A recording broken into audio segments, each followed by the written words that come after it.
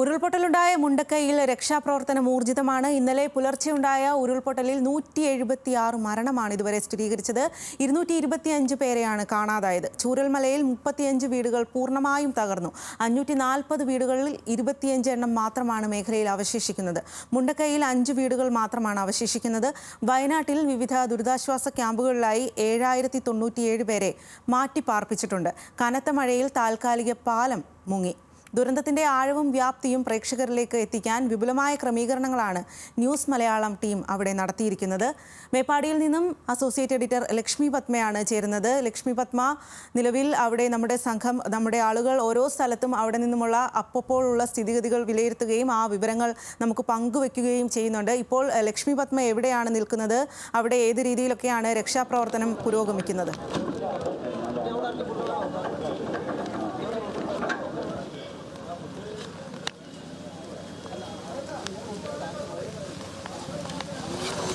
സ്വാതി, ഞാനിപ്പോൾ നിൽക്കുന്നത് രക്ഷാപ്രവർത്തനം നടക്കുന്ന സ്ഥലത്തല്ല, മേപ്പാടി പ്രാഥമിക ആരോഗ്യ കേന്ദ്രത്തിലാണ് ഉള്ളത്. നമുക്കറിയാം, ഈ മേപ്പാടി പ്രാഥമിക ആരോഗ്യ കേന്ദ്രത്തിലാണ് ഏറ്റവും കൂടുതൽ ആളുകളെ മരിച്ച് കൊണ്ടുവന്നത്. മൃതദേഹങ്ങൾ എടുത്തപാടെ ഇപ്പോൾ കൊണ്ടുവരുന്നത് മേപ്പാടി പ്രാഥമിക ആരോഗ്യ കേന്ദ്രത്തിലാണ്.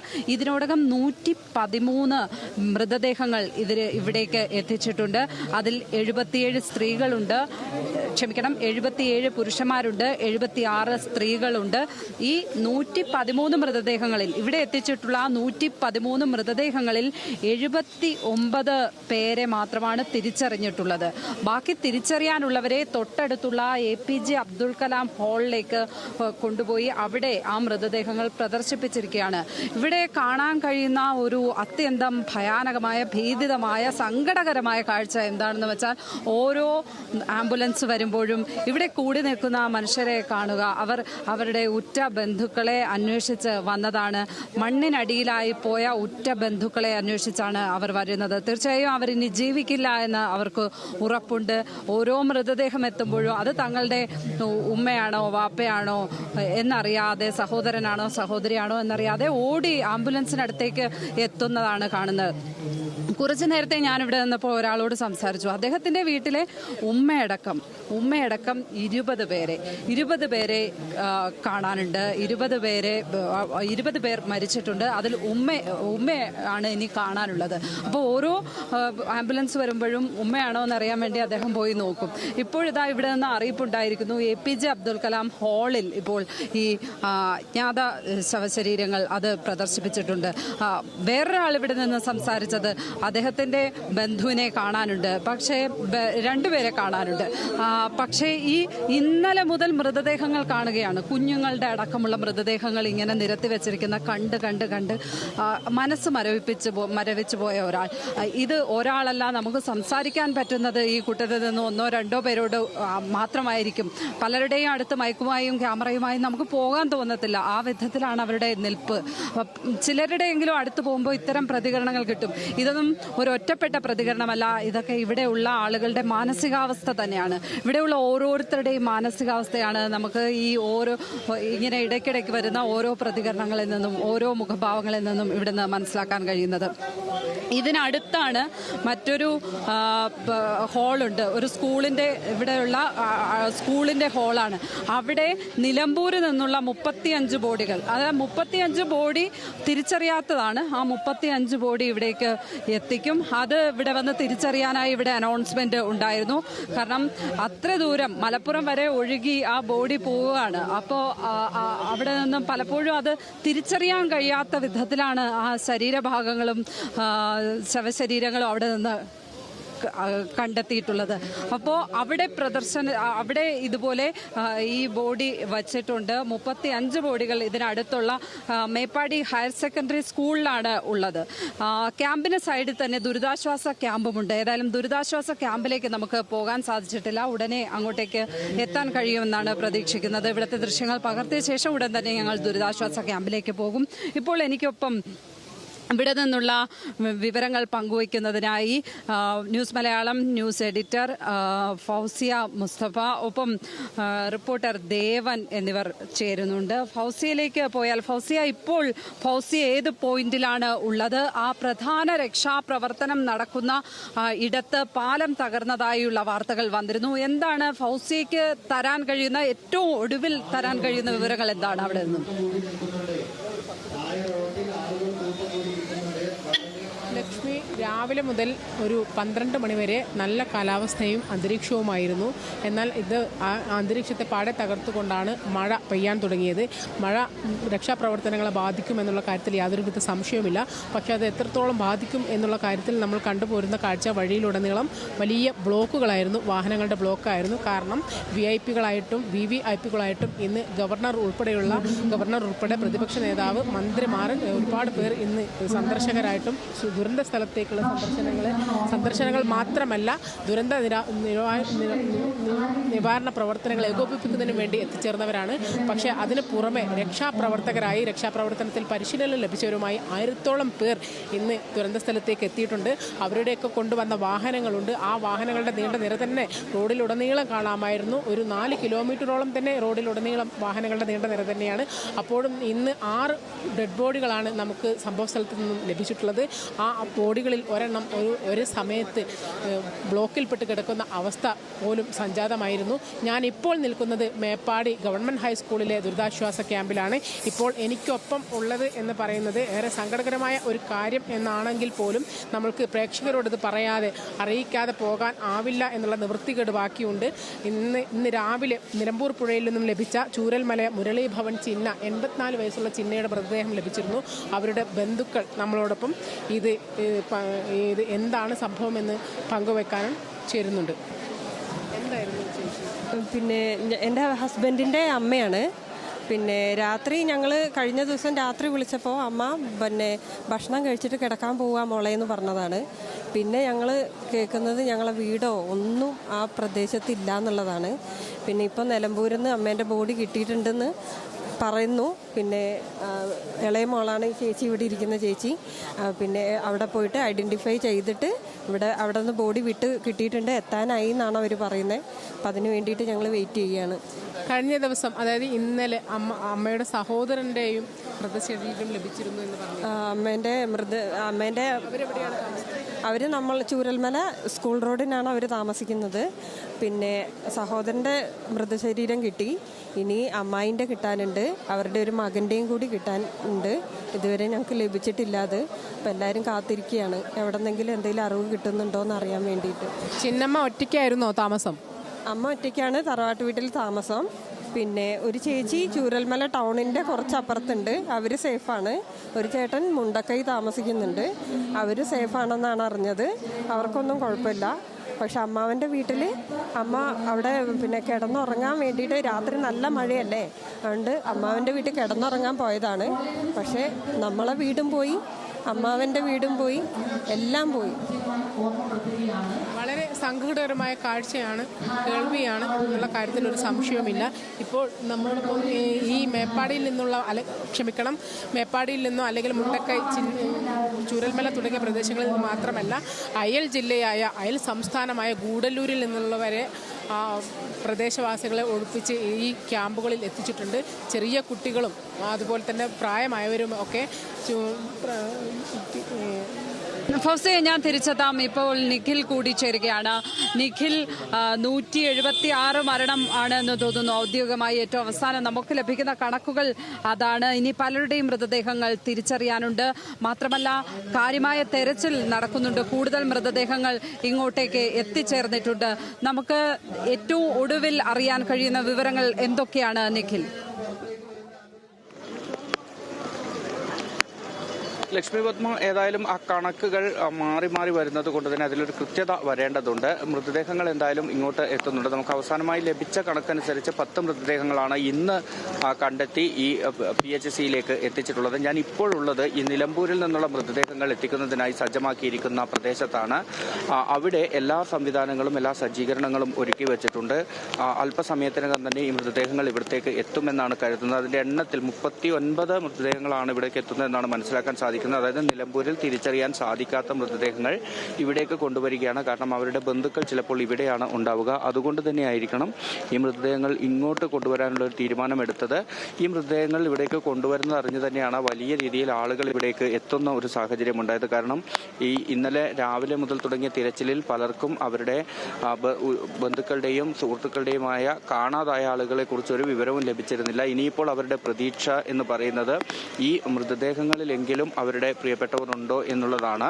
അക്കാര്യങ്ങൾ തേടി തന്നെയാണ് കൂടുതൽ ആളുകൾ ഇപ്പോൾ ഇങ്ങോട്ട് എത്തിക്കൊണ്ടിരിക്കുന്നത്. ഈ മൃതദേഹങ്ങളെല്ലാം തന്നെ നിലമ്പൂരിൽ പോസ്റ്റ്മോർട്ടം പൂർത്തിയാക്കിയതിന് ശേഷമാണ് ഇപ്പോൾ ഇവിടേക്ക് കൊണ്ടുവരുന്നത്.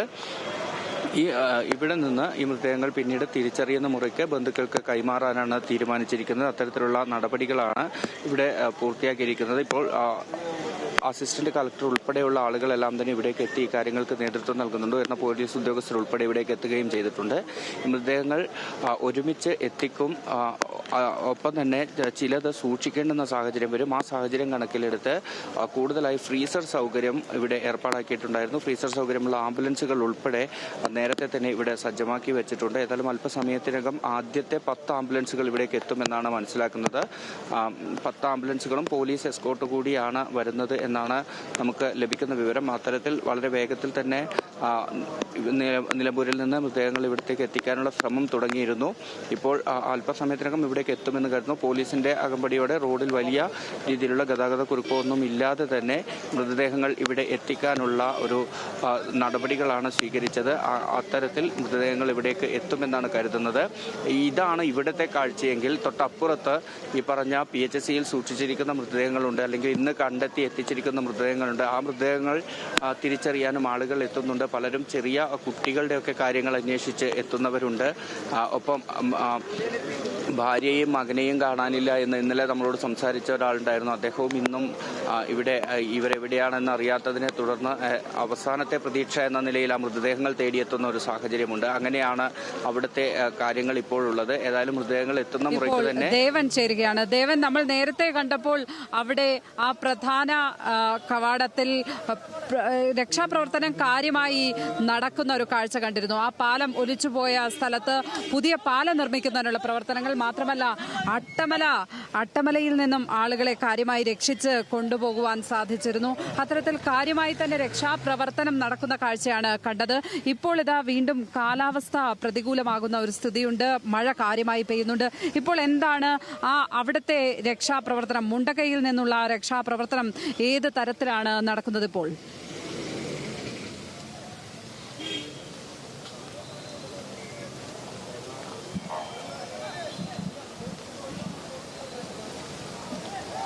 ലക്ഷ്മി, ഇപ്പോൾ മുണ്ടക്കയെ കേന്ദ്രീകരിച്ച് രാവിലെ മുതൽ തുടങ്ങിയ രക്ഷാപ്രവർത്തനം ഇപ്പോഴും അതേ രീതിയിൽ തന്നെ തുടരുകയാണ്. ഇടവിട്ട് പെയ്യുന്ന മഴ പോലും വകവെക്കാതെയാണ് ഈ സൈന്യത്തിന്റെയും ഒപ്പം തന്നെ NDRFന്റെയും മറ്റ് സന്നദ്ധ പ്രവർത്തകരുടെയും എല്ലാം നേതൃത്വത്തിലുള്ള രക്ഷാപ്രവർത്തനം പുരോഗമിച്ചുകൊണ്ടിരിക്കുന്നത്.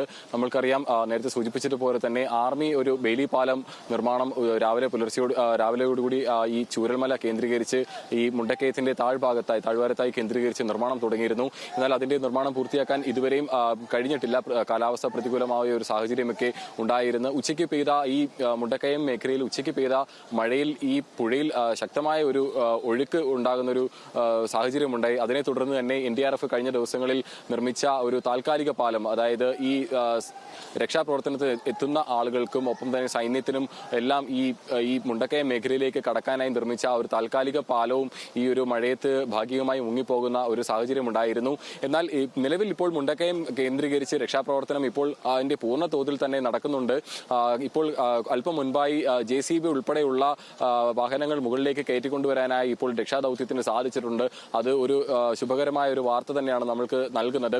കാരണം കഴിഞ്ഞ ദിവസങ്ങളിലൊന്നും തന്നെ നമ്മൾ ചൂരൽമലയിൽ നിന്ന് മുകളിലേക്ക് വരുന്ന ഭാഗത്ത് നമ്മൾക്ക് ഈ വാഹനങ്ങളൊന്നും തന്നെ മുകളിലേക്ക് കൊണ്ടുവരാനുള്ള ഒരു സാഹചര്യം ഉണ്ടായിരുന്നില്ല. എന്നാൽ ഇപ്പോൾ ഹിറ്റാച്ചി പോലുള്ള വാഹനങ്ങൾ കടന്നു വരാവുന്ന രീതിയിൽ ഈ ഉരുൾപൊട്ടി വന്ന മേഖലയിൽ പാറകളും ഒപ്പം തന്നെ ഈ മരക്കഷ്ണങ്ങളും എല്ലാം തന്നെ ക്രമീകരിച്ചുകൊണ്ട് ഈ ഹിറ്റാച്ചി JCB അടക്കമുള്ള വാഹനങ്ങൾക്ക് കയറി വരാൻ കഴിയുന്ന രീതിയിലുള്ള ഒരു ഗതാഗത സംവിധാനം ഒരുക്കുകയും അതുവഴി ഇപ്പോൾ ഒരു ഹിറ്റാച്ചിയൊക്കെ ഈ മുണ്ടക്കയ മേഖലകളിലേക്കെല്ലാം എത്തുന്നു. ഈ ഒരു സാഹചര്യത്തിൽ ഈ ഒരു തിരച്ചിൽ നടപടി കൂടുതൽ വേഗത്തിലാക്കാൻ സാധിക്കും എന്നുള്ളതാണ് ഈ ഒരു കാര്യം കൊണ്ട് എടുത്തു പറയേണ്ടത്. കാരണം നമ്മൾക്കറിയാം, നമ്മൾ നേരത്തെ എല്ലാം ദൃശ്യങ്ങളിലെല്ലാം കണ്ടതാണ്, ഈ മേഖലകളിലെല്ലാം തിരച്ചിൽ നടത്തുന്ന ഈ രക്ഷാപ്രവർത്തകർ അവരുടെ സ്വന്തം കൈയും ഒപ്പം തന്നെ ചെറിയ ആയുധങ്ങൾ, ഈ മുഷ്ടിയും ഒപ്പം അതുപോലെ തന്നെ മറ്റു ഉപകരണങ്ങളും എല്ലാം ഉപയോഗിച്ചുകൊണ്ടുള്ള ഒരു തിരച്ചിൽ പ്രവർത്തനങ്ങളാണ് നടത്തുന്നത്. അത് വളരെ പ്രയാസകരമേറിയ ഒരു രക്ഷാപ്രവർത്തനമാണ്. കാര്യം അത് വളരെയധികം സമയം അതിനു വേണ്ടിയിട്ട് എടുക്കുന്നുണ്ട്.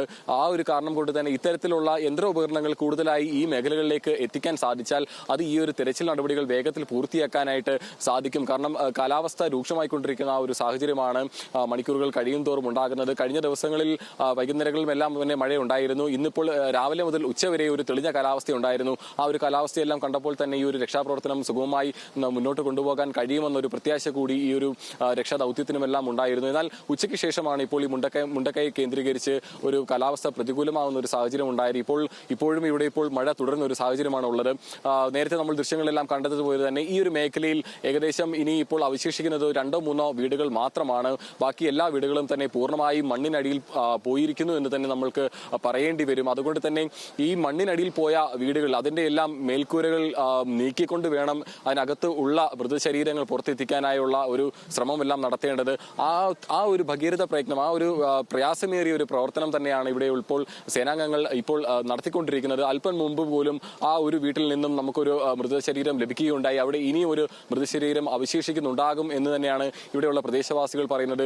ആ ഒരു രീതിയിലും കൂടെയാണ് ഇവിടുത്തെ ഇപ്പോൾ തിരച്ചിൽ മുന്നോട്ട് കൊണ്ടുപോകുന്നത്. പ്രദേശവാസികളെ ഈ സ്ഥലങ്ങളിലേക്ക് എത്തിച്ചുകൊണ്ട് ഇവിടെ മുൻപ് ഉണ്ടായിരുന്ന വീടുകൾ, ഇന്ന സ്ഥലത്ത് ഈ സ്ഥലത്ത് ഒരു വീടുണ്ടായിരുന്നു, അവിടെ ഇത്ര ആളുകൾ താമസിച്ചിട്ടുണ്ടായിരുന്നു എന്ന് അവരിൽ നിന്ന് ചോദിച്ചറിഞ്ഞ ശേഷമാണ് ഈ സൈന്യം ഉൾപ്പെടെയുള്ള ആളുകൾ അവിടെ ഒരു തിരച്ചിൽ നടത്തുന്നത്. കാര്യം ഇന്നലെ മാത്രം ഇവിടെ എത്തിയ നമ്മൾക്കടക്കമുള്ള ആളുകൾക്ക് ഈ ഒരു ഭൂപ്രദേശത്തിന്റെ ഇതിന് മുന്നത്തെ ദൃശ്യം എന്തായിരുന്നെന്നോ ഈ ഒരു ഭൂപ്രദേശത്തിന്റെ സ്ഥിതി എന്തായിരുന്നെന്നോ ഉള്ള ഒരു കാര്യത്തിൽ നമുക്ക് വ്യക്തമായ ഒരു സൂചനയില്ല.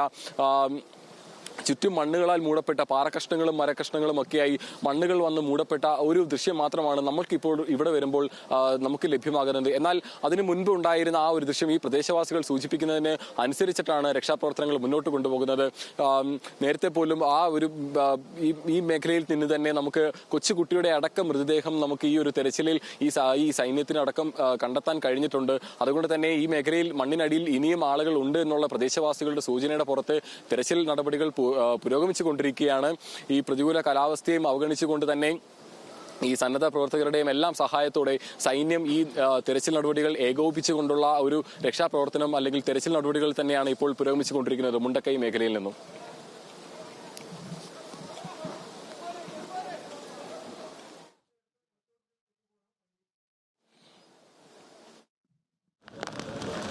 മുണ്ടക്കൈ മേഖലയിലേക്ക് പോയത് ആസിഫും റാഫിയുമാണ്. വളരെ വേഗം തന്നെ നമുക്ക് അവരിലേക്കും കൂടി തീർച്ചയായും അവിടെ ചെന്ന് അവർ കണ്ട കാഴ്ചകൾ നമ്മൾ ഒരുപക്ഷെ ഇവിടെ വെച്ച് ക്യാമറ വെച്ച് കാണിക്കുന്ന കാഴ്ചകൾ മാതിരിയല്ല, ഇവിടെ നിന്ന് നമ്മൾ ഊഹിക്കുന്നത് പോലെയല്ല. അവിടെ നിന്നും നമ്മൾ പറഞ്ഞു കേട്ട വാർത്തകൾ മാത്രമായിരുന്നു ഇന്നലെ വരെ ഉണ്ടായിരുന്നത്. തീർച്ചയായും അവിടെ പോയി കണ്ട ആസിഫും റാഫിയും എനിക്കൊപ്പം ഉടൻ ചേരുമെന്ന് തന്നെയാണ് കരുതുന്നത്. അത് ശ്രദ്ധിക്കുക, അവരെ കൂടി ഈ കണക്ടിവിറ്റിയിലേക്ക് കൊണ്ടുവരാൻ ശ്രദ്ധിക്കും എന്ന് ഞാൻ കരുതുന്നു. ഇപ്പോൾ ഫൗസിയ മുസ്തഫ തുടരുന്നുണ്ട്. ഫൗസിയ, തീർത്തും സങ്കടകരമായ കാഴ്ചകൾ തന്നെയാണ് നമുക്കിവിടെ കാണാൻ കഴിയുന്നത്. ഓരോരുത്തരും കടന്നു വന്നിട്ടുള്ള അനുഭവങ്ങൾ, വ്യക്തിപരമായി ഓരോരുത്തരും അവരുടെ ഉറ്റവരെ നഷ്ടപ്പെട്ട് അവർക്ക് വേണ്ടി കാത്തു നിൽക്കുന്ന അവസ്ഥ, രക്ഷാ ക്യാമ്പുകളിലാണെങ്കിലും ഉറ്റവരെ കാണാതെ കാത്തിരിക്കുന്ന ബന്ധുക്കൾ, ഇതൊക്കെ തന്നെയാണ് നമുക്ക് കാണാൻ കഴിയുന്നത്.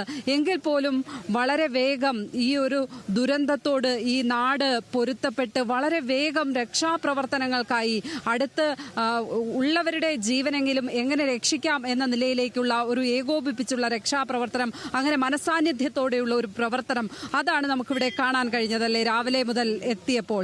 ഫൗസിക്ക് എന്താണ് അതുമായി ബന്ധപ്പെട്ട് അവിടെ നിന്ന് നൽകാൻ കഴിയുന്ന വിവരങ്ങൾ? ഫൗസിക്ക് തോന്നിയത് എന്താണ് ഈ ക്യാമ്പിലും ഈ പ്രാഥമികാരോഗ്യ കേന്ദ്രത്തിലുമൊക്കെ എത്തിയപ്പോൾ?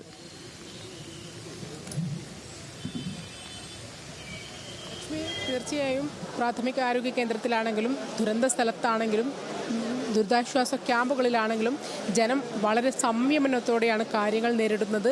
മുമ്പത്തെ പോലെ വലിയ പ്രശ്നങ്ങളൊന്നും ഉണ്ടാക്കുന്നില്ല, വലിയ പരാതികളൊന്നും ഇല്ലാതെ തന്നെ സർക്കാർ എല്ലാം ഏകോപിപ്പിച്ച് മുന്നോട്ട് പോകുന്നു എന്നത് തന്നെയാണ് ഏറ്റവും വലിയ സന്തോഷകരമായ കാര്യം.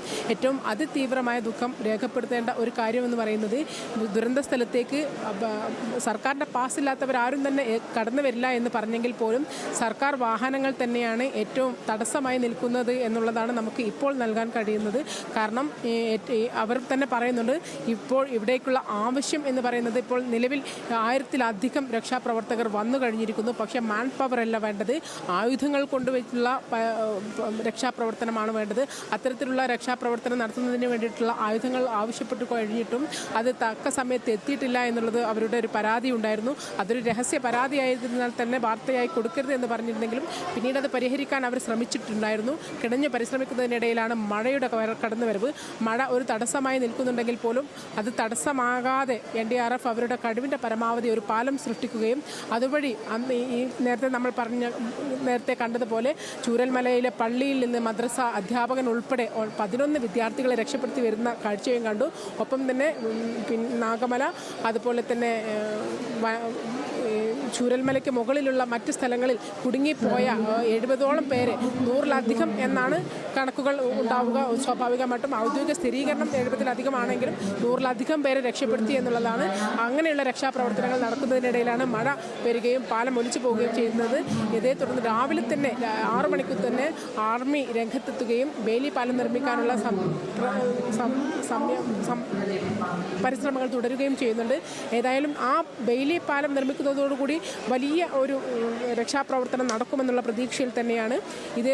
ഇതിൽ ഏറ്റവും വലിയ നമ്മൾ എടുത്തു പറയേണ്ട ഒരു കാര്യം, സർക്കാർ രംഗത്തുള്ളവർ, സർക്കാരിൻ്റെ വിവിധ ഏജൻസികൾ വളരെ കൃത്യമായും വളരെ നമ്മൾ അച്ചിലിട്ട യന്ത്രം കണക്കെ എന്ന് പറയില്ലേ, അതുപോലെ പ്രവർത്തിക്കുകയും ചെയ്തു എന്നുള്ളതാണ്.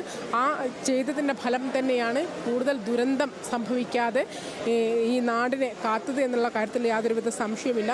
അവർക്ക് രക്ഷാപ്രവർത്തനം നടത്താൻ കഴിയാതെ പോയത് ഒരിക്കലും പ്രതീക്ഷിക്കാത്ത അപ്രതീക്ഷിതമായ വഴികളിലൂടെ പുഴ ഒഴുകിപ്പോവുകയും അതിലൂടെ മൃതദേഹങ്ങൾ ഒഴുകിപ്പോയി ഈ നിലമ്പൂരിലെ ചാലിയാർ പുഴയിലെ പോത്തുകല്ല് മുണ്ടേരി ഭാഗങ്ങളിലെല്ലാം അടിഞ്ഞ് നിലമ്പൂർ ജില്ലാ ആശുപത്രിയിലേക്ക് എത്തിക്കുകയും ചെയ്തിട്ടുണ്ട്. എങ്കിൽ പോലും എത്ര പേര്, ഇന്ന് രാവിലെ തന്നെ സർക്കാർ ഉദ്യോഗസ്ഥർ തന്ന വിവരം ഇന്നലെ 93 പേരെ കാണാനില്ല എന്നുള്ളതായിരുന്നു. അത് ഔദ്യോഗിക വിവരമായിരുന്നെങ്കിലും ഇന്നലെ തന്നെ മുഖ്യമന്ത്രി പ്രഖ്യാപിച്ചത് പ്രകാരം 93 പേരെ കാണാനില്ല എന്നുള്ള ഔദ്യോഗിക ലിസ്റ്റിൽ നിന്ന് 123 പേരുടെ മൃതശരീരങ്ങളാണ് കിട്ടിയത്. അങ്ങനെയാണെങ്കിൽ ഒരു കുടുംബത്തിലെ മുഴുവൻ പേരും നഷ്ടപ്പെട്ടിട്ടുണ്ടെങ്കിൽ ആ നഷ്ടപ്പെട്ടവർ ആരൊക്കെയാണെന്നുള്ള വിവരം തരാൻ ആരും ഉണ്ടായിട്ടുണ്ടാവില്ല എന്നുള്ള കണക്കുകളാണ് നമുക്ക് മുന്നിൽ ഇനി വരാൻ പോകുന്നത്. കാരണം ഒരു കുടുംബത്തിൽ ആരെങ്കിലും അവശേഷിക്കുന്നുണ്ടെങ്കിൽ ആ അവശേഷിക്കുന്നവരായിരിക്കും എത്ര പേർ എവിടെയൊക്കെ നഷ്ടപ്പെട്ടു, എത്ര പേർ തങ്ങളുടെ കുടുംബത്തിലുണ്ടായിരുന്നു എന്നുള്ള കണക്ക് നൽകിയിരിക്കുന്നത്. തീർച്ചയായിട്ടും പഞ്ചായത്തിൻ്റെ കണക്കുകളാണെങ്കിൽ പോലും 18 വയസ്സിന് മുകളിൽ വോട്ടവകാശമുള്ളവരുടെ കണക്കുകളാണ്. അത് തന്നെ 876 എന്ന അംഗസംഖ്യയാണ്.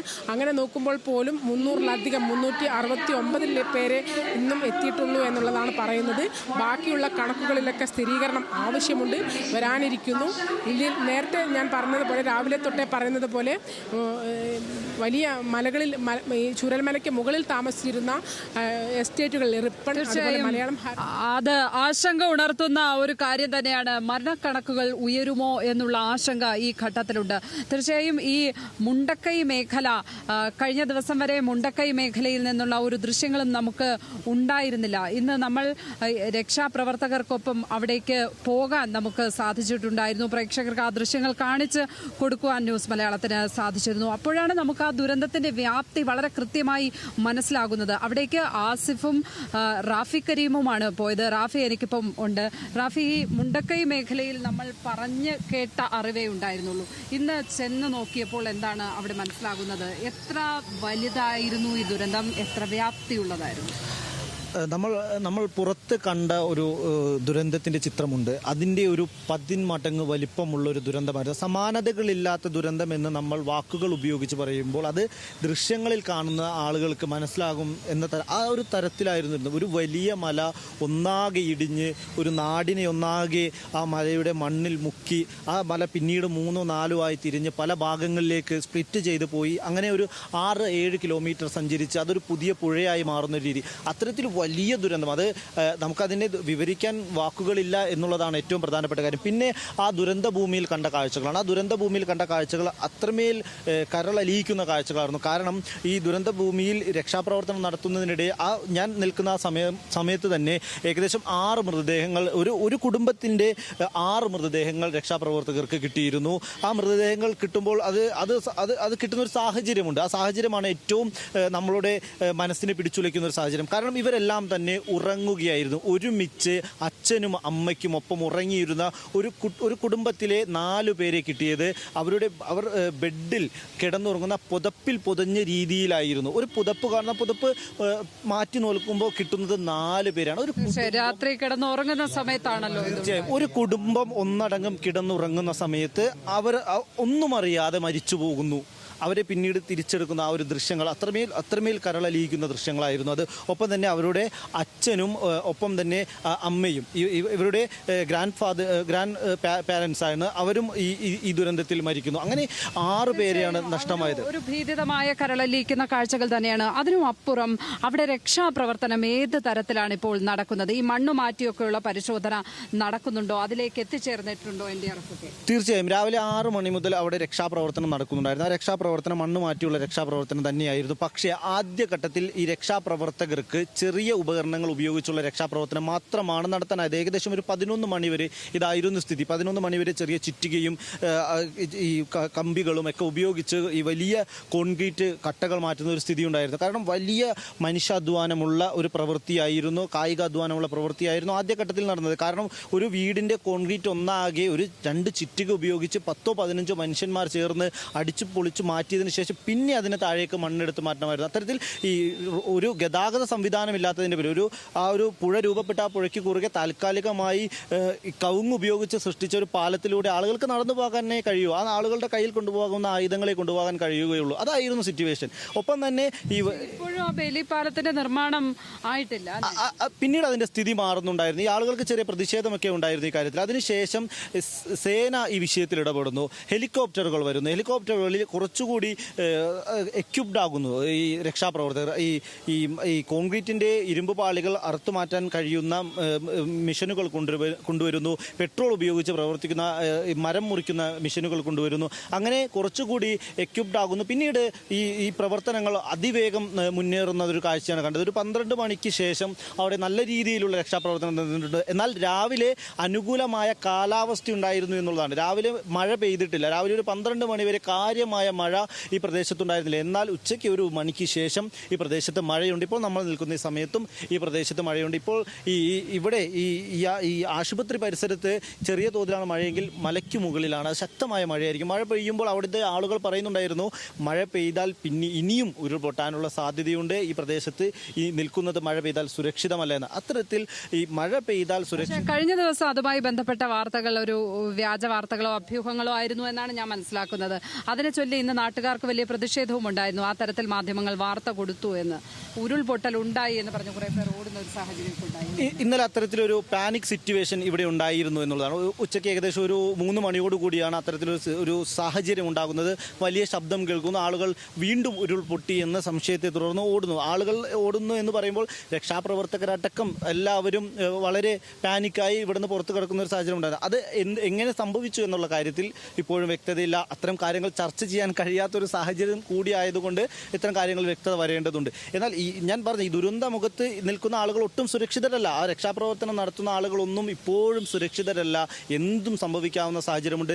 ഞാൻ ഈ അങ്ങോട്ട് പോകുന്ന വഴിക്ക് 2.5 കിലോമീറ്ററോളം നടന്ന് വേണമായിരുന്നു എനിക്ക് പോകാൻ. ഒരു മരപ്പാലത്തിലൂടെ, ഞാൻ നേരത്തെ സൂചിപ്പിച്ചതുപോലെ കവുങ്ങ് പാലത്തിലൂടെയാണ് ഈ ക്രോസ് ചെയ്ത് പോകുന്നത്. നടക്കുന്ന സമയത്ത് എന്നെ മുന്നിൽ പോകുന്നവരും എന്നെ കാണുന്നവരും ഞങ്ങൾക്ക് നൽകിയ നിർദ്ദേശം കാൽപ്പാടുകൾ സൂക്ഷിച്ചു വയ്ക്കുക, കാൽപ്പാടുകൾ വച്ച പാടുകളിൽ കൂടി മാത്രം യാത്ര ചെയ്യുക. കാരണം ഈ മണ്ണ് വന്നടിഞ്ഞിരിക്കുന്നത് 20-25 അടി ഉയരത്തിലാണ്.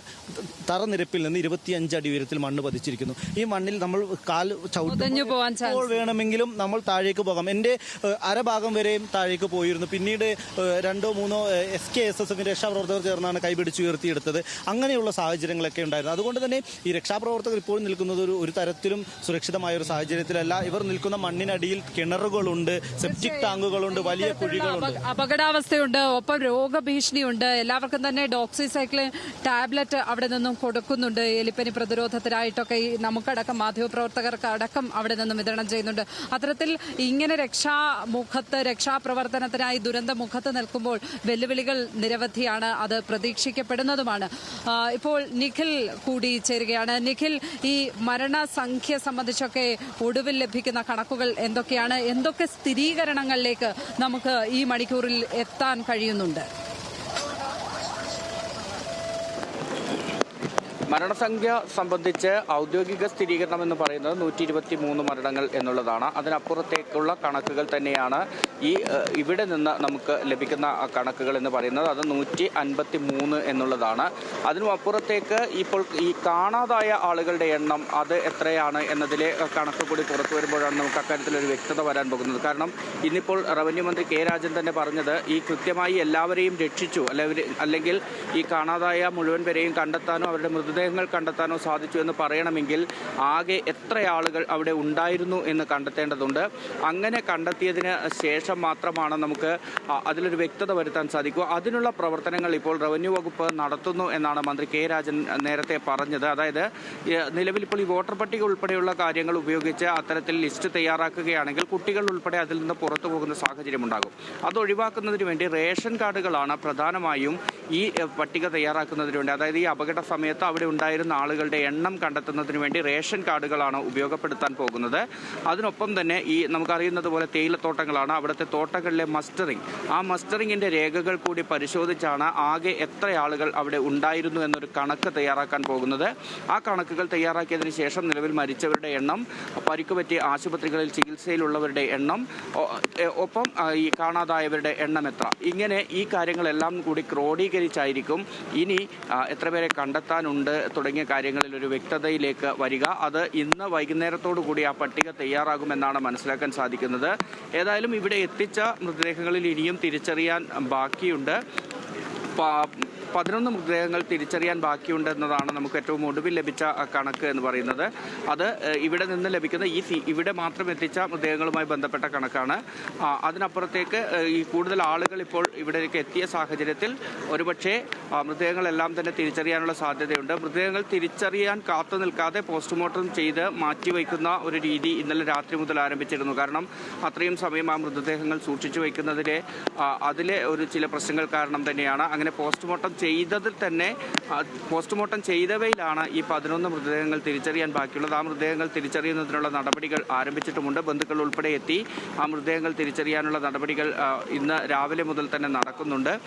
പലപ്പോഴും സംഭവിക്കുന്നത് ഈ ഒരു കുടുംബത്തിൽ, നേരത്തെ പറഞ്ഞതുപോലെ ഒരു കുടുംബത്തിലെ 20 ആളുകളൊക്കെ ഒരുമിച്ച് ഈ ദുരന്തത്തിൻ്റെ ഇരകളായി ഈ മരിച്ചു പോകുന്ന സാഹചര്യമുണ്ടായിരുന്നു. അതിൽ ഒരാളുടെയൊക്കെ മൃതദേഹമാണ് കണ്ടെത്തിയത്. പക്ഷേ ഈ ഒരു കുടുംബത്തിലെ 20 പേരിൽ ബാക്കി ആരുമില്ലാത്ത സ്ഥിതിക്ക് ഇവരെ തിരിച്ചറിയാൻ പറ്റാത്ത സാഹചര്യമുണ്ട്. അങ്ങനെയുള്ള പ്രശ്നങ്ങളൊക്കെ നിലനിൽക്കുന്നുണ്ട്. എങ്കിലും അതിനുള്ള ഊർജിതമായ ശ്രമങ്ങൾ തന്നെ നടക്കുകയാണ്. നിഖിൽ, ഒരു പുതിയ വിവരം നിഖിലിനോട് പറയാനുള്ളത്, നിഖിൽ അവിടെയാണ് നിൽക്കുന്നത് എന്ന് ഞാൻ മനസ്സിലാക്കുന്നു.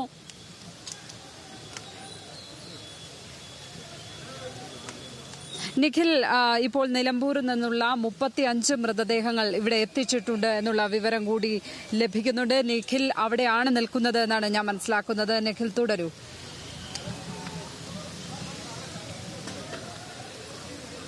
നിലമ്പൂരിൽ നിന്നുള്ള മൃതദേഹങ്ങൾ നേരത്തെ അറിയിച്ചിരുന്നത് ഇവിടേക്ക് മാറ്റുമെന്നാണ്. എന്നാൽ അതിന്റെ രജിസ്ട്രേഷനുമായി ബന്ധപ്പെട്ട് അല്ലെങ്കിൽ കൃത്യമായ കണക്കുകൾ രേഖപ്പെടുത്തുന്നതിന്റെ ഭാഗമായിട്ടായിരിക്കണം ഈ പറയുന്ന ലക്ഷ്മി പത്മ പറയുന്ന അവിടത്തേക്ക് ആദ്യം എത്തിക്കുന്ന ഒരു സാഹചര്യം ഉണ്ടായതെന്നാണ് മനസ്സിലാക്കുന്നത്. ഏതായാലും അവിടെ നിന്ന് മൃതദേഹങ്ങൾ തിരിച്ചറിയുന്നതിന്റെ ഭാഗമായി ഇവിടേക്ക് മാറ്റുമെന്നാണ് നേരത്തെ അറിയിച്ചിരുന്നത്.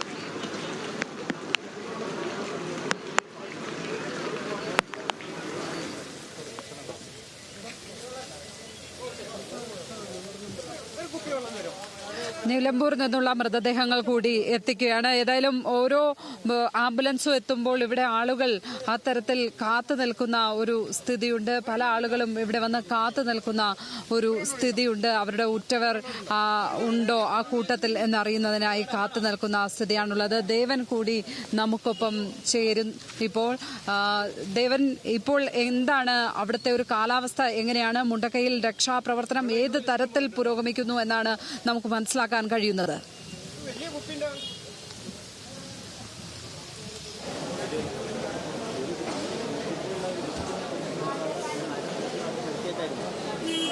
ഹലോ വേണം നമുക്ക് പറയാനായിട്ട് കഴിയുന്നത്. ഇപ്പോൾ കഴിഞ്ഞ 1 മണിക്കൂറായി ഇവിടെ ഇപ്പോൾ മേഖലയിൽ മഴ ലഭിക്കുന്നുണ്ട്. അത് ശക്തമായ രീതിയിൽ തന്നെയാണ് മഴ ഇപ്പോൾ ലഭിച്ചുകൊണ്ടിരിക്കുന്നത്. നേരത്തെ എല്ലാം ഉച്ചയ്ക്ക് ഒരു 12 മണി അടുപ്പിച്ച് തന്നെ നമുക്ക് ഒരു മഴയൊക്കെ ലഭിച്ചു തുടങ്ങിയിരുന്നു. എന്നാൽ ആ മഴ ഒരു താൽക്കാലികമായി ശമിക്കുന്ന ഒരു സാഹചര്യം ഉണ്ടായി. എന്നാൽ വീണ്ടും ഇപ്പോൾ മഴ ശക്തിയായി തന്നെ പെയ്തു തുടങ്ങിയിരിക്കുകയാണ്. ഈ ഒരു സാഹചര്യത്തിൽ മഴ ഒരുപക്ഷെ വൈകുന്നേരം വരെയൊക്കെ ഇതേ രീതിയിൽ ശക്തമായൊക്കെ തുടരുകയാണെന്നുണ്ടെങ്കിൽ അത് രക്ഷാപ്രവർത്തനത്തെ സാരമായി ബാധിക്കുമെന്ന് തന്നെ നമുക്ക് പറയാൻ കഴിയും. കാരണം നമുക്കറിയാം, ഈ ഉരുൾപൊട്ടൽ എന്ന് പറയുന്നത് ഒരു വലിയൊരു മല തന്നെയാണ്.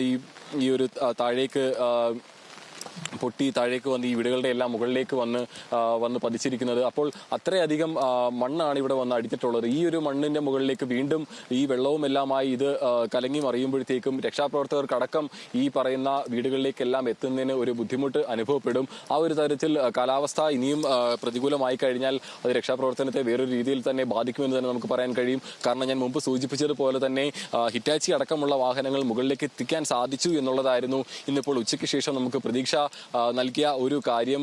ഈ കോൺക്രീറ്റ് പാളികളെല്ലാം തന്നെ ചെറിയ മുട്ടികൾ ഉപയോഗിച്ചും അതുപോലെ തന്നെയുള്ള കയ്യിൽ കരുതാവുന്ന ആയുധങ്ങൾ ഉപയോഗിച്ചുമെല്ലാം ഈ രക്ഷാപ്രവർത്തകർ പൊട്ടിച്ച് മാറ്റിയ ശേഷമാണ് ഈ വീടുകൾക്കുള്ളിൽ കിടക്കുന്ന മൃതദേഹങ്ങൾ ഒക്കെ കണ്ടെത്തുകയും എല്ലാം അത് ചെയ്തിരുന്നത്. ഈ ഒരു അവസരത്തിലാണ് ഈ ഹിറ്റാച്ചി അടക്കമുള്ള വാഹനങ്ങൾ മുകളിലേക്ക് എത്തിക്കാൻ ഈ സേനാംഗങ്ങൾക്ക് കഴിഞ്ഞത്. അപ്പോൾ ഈ ഒരു സാഹചര്യത്തിൽ പ്രതികൂലമായി മാറുമോ എന്നുള്ളൊരു ആശങ്ക ഇപ്പോൾ ഈ രക്ഷാപ്രവർത്തകർ ഇപ്പോൾ മുന്നോട്ട് വെക്കുന്നുണ്ട്. അതോടൊപ്പം തന്നെ താഴെ ചൂരൽമലയിലേക്ക് ഒഴുക്കിയെത്തുന്ന ഈ പുഴയുടെ ഒഴുക്ക് കൂടി ശക്തമാവുകയാണെന്നുണ്ടെങ്കിൽ മുൻപ് സൂചിപ്പിച്ചതുപോലെ തന്നെ NDRFന്റെ അടക്കം താൽക്കാലിക സംവിധാനങ്ങളെല്ലാം അവിടെ ഒരുക്കിയിട്ടുണ്ടായിരുന്നു ഈ രക്ഷാപ്രവർത്തകർക്കും രക്ഷാപ്രവർത്തകർക്കും മറ്റുമെല്ലാം ഉപയോഗിക്കാനായിട്ട്. അതെല്ലാം തന്നെ നേരത്തെ ഉച്ചയ്ക്ക് ചെയ്ത മഴയിൽ തന്നെ ഭാഗികമായി മുങ്ങിപ്പോകുന്ന ഒരു അവസ്ഥയൊക്കെ ഉണ്ടായിരുന്നു. അപ്പോൾ ഈ ഒരു രീതിയിൽ ഈ മലയോര മുകളിലേക്കുള്ള മേഖലകളിൽ മുണ്ടക്കയം പോലുള്ള മുകളിലേക്കുള്ള മേഖലകളിൽ മലയുടെ മുകളിലെല്ലാം ശക്തമായ മഴ ലഭിക്കുകയാണെന്നുണ്ടെങ്കിൽ പുഴയുടെ ഒഴുക്കിനെ പുഴയിൽ ഉള്ള വെള്ളത്തിന്റെ ഒഴുക്കിനെ അത് സാരമായി ബാധിക്കുകയും അത് പിന്നീട് രക്ഷാപ്രവർത്തനത്തെ അത് വലിയ രീതിയിൽ തന്നെ ബാധിക്കും എന്ന് തന്നെ നമുക്ക് പറയാൻ കഴിയും. കാരണം ആർമിയുടെ ബെയിലി പാലത്തിന്റെ നിർമ്മാണം ഉച്ച കഴിയുന്നതുവരെയും പൂർത്തിയായിട്ടില്ലായിരുന്നു. ഏകദേശം വൈകുന്നേരത്തോടു കൂടി പൂർത്തിയാക്കാനുള്ള ഒരു ശ്രമമാണ് ആർമി അത് ചെയ്തുകൊണ്ടിരുന്നത്. എന്നാൽ അത് ഉച്ച കഴിയുന്നവരെയും പൂർത്തിയാക്കാനായി ആർമിക്ക് കഴിഞ്ഞിട്ടില്ലായിരുന്നു. അപ്പോൾ ഈ താൽക്കാലിക സംവിധാനങ്ങളെല്ലാം ഉപയോഗിച്ചുകൊണ്ട് തന്നെ മുന്നോട്ട് കൊണ്ടുപോകുന്ന ഈ രക്ഷാപ്രവർത്തനം അല്ലെങ്കിൽ ഈ തിരച്ചിൽ നടപടികൾക്ക് കാലാവസ്ഥ കൂടി പ്രതികൂലമായി കഴിഞ്ഞാൽ അത് വലിയൊരു രീതിയിലുള്ള ഒരു പ്രതികൂല സാഹചര്യം സൃഷ്ടിക്കും. അങ്ങനെ ഒരു സ്ഥിതിവിശേഷം ഉണ്ടാകാതിരിക്കാൻ ഉള്ള നടപടിക്രമങ്ങൾ കൂടി ഇപ്പോൾ രക്ഷാപ്രവർത്തകർ കരുതുന്നുണ്ട്. ഇപ്പോൾ നിലവിൽ മുണ്ടക്കയം കേന്ദ്രീകരിച്ചുള്ള രക്ഷാപ്രവർത്തനം വളരെ മികച്ച രീതിയിൽ തന്നെയാണ് മുന്നോട്ട് കൊണ്ടുപോകുന്നത്. ഞാൻ മുമ്പ് സൂചിപ്പിച്ചതുപോലെ തന്നെ ഈ മണ്ണുകളെല്ലാം തന്നെ വന്ന് അടിഞ്ഞു കൂടിയിരിക്കുന്നത് 2 നില കെട്ടിടങ്ങൾ വരെയുള്ള 2 നില വീടുകൾക്കെ ഉള്ള മേഖലയാണിത്. അപ്പോൾ ഇവിടേക്കെല്ലാം ഈ മണ്ണ് വന്ന് അടിഞ്ഞു കൂടിയിരിക്കുമ്പോഴത്തേക്കും ചില വീടുകളുടെ എല്ലാം ഈ താഴത്തെ നിലയിലേക്കെല്ലാം പൂർണ്ണമായും മണ്ണ് മൂടപ്പെട്ടിരിക്കുകയാണ്. മുകളിലത്തെ ഒരു നില മാത്രമാണ് നമുക്കിപ്പോൾ ഈ മണ്ണിന്റെ മുകളിൽ നമുക്ക് കാണാൻ കഴിയുന്നത്. അതിന് താഴെയും ഒരു നിലയുണ്ട്. അതിന്റെയെല്ലാം മുകളിലേക്കാണ് ഈ മണ്ണ് വന്ന് അടിഞ്ഞിരിക്കുന്നത്. അതുകൊണ്ട് തന്നെ ഇപ്പോൾ ഇവിടെ ഈ തെരച്ചിൽ നടപടികൾ ഏർപ്പെട്ടുകൊണ്ടിരിക്കുന്ന സേനാംഗങ്ങളുടെ കയ്യിലുള്ള ആയുധങ്ങൾ ഉപയോഗിച്ചുകൊണ്ട് തന്നെ ഈ വീടുകൾക്കൊന്നും ഉള്ളുകളിലേക്ക് കടക്കാനുള്ള ഒരു സാഹചര്യമില്ല. അതിനാണ് ഹിറ്റാച്ചി അടക്കമുള്ള വലിയ യന്ത്രോപകരണങ്ങളുടെ ഒരു ആവശ്യം നമ്മൾക്ക് വരുന്നത്. അങ്ങനെയുള്ള ചില വീടുകൾ കൂടി ഭാഗികമായി തകർന്നതടക്കമുള്ള ചില വീടുകൾ കൂടി ഈ മേഖലയിലുണ്ട്. അവിടെയെല്ലാം ഒരുപക്ഷെ ആളുകൾ ഉണ്ടാകും എന്ന് തന്നെയാണ് പ്രദേശവാസികൾ എല്ലാം സൂചിപ്പിക്കുന്നത്. ഞാൻ മുമ്പ് സൂചിപ്പിച്ചതുപോലെ തന്നെ ഈ മേഖലയിൽ മുൻപ് താമസിച്ചിരുന്ന ആളുകൾ ഊർജിതമായ കുറച്ചുകൂടി കാര്യക്ഷമമായ രക്ഷാപ്രവർത്തനം മുണ്ടക്കൈയിൽ ആവശ്യമുണ്ട്. അതിനായി അത്യാധുനിക യന്ത്രങ്ങൾ എത്തിക്കേണ്ടതുണ്ട്. അതിനായി കുറച്ചുകൂടി വിപുലമായ, കുറച്ചുകൂടി കാര്യക്ഷമമായ യന്ത്രങ്ങൾ അവിടേക്ക് മുണ്ടക്കൈ ഭാഗത്തേക്ക് എത്തിക്കേണ്ടതുണ്ട്. കുറച്ചുകൂടി കാര്യമായ തെരച്ചിൽ അവിടെ നടത്തേണ്ടതുണ്ട്. അതിനാണ് ഈ ബെയിലി പാലം അടക്കം നിർമ്മിക്കുന്നത്. നിർഭാഗ്യവശാൽ അവിടെ ചില തടസ്സങ്ങൾ നേരിടുന്നു. പ്രതികൂല കാലാവസ്ഥ തടസ്സമായി നിൽക്കുന്ന സ്ഥിതിയുണ്ട്.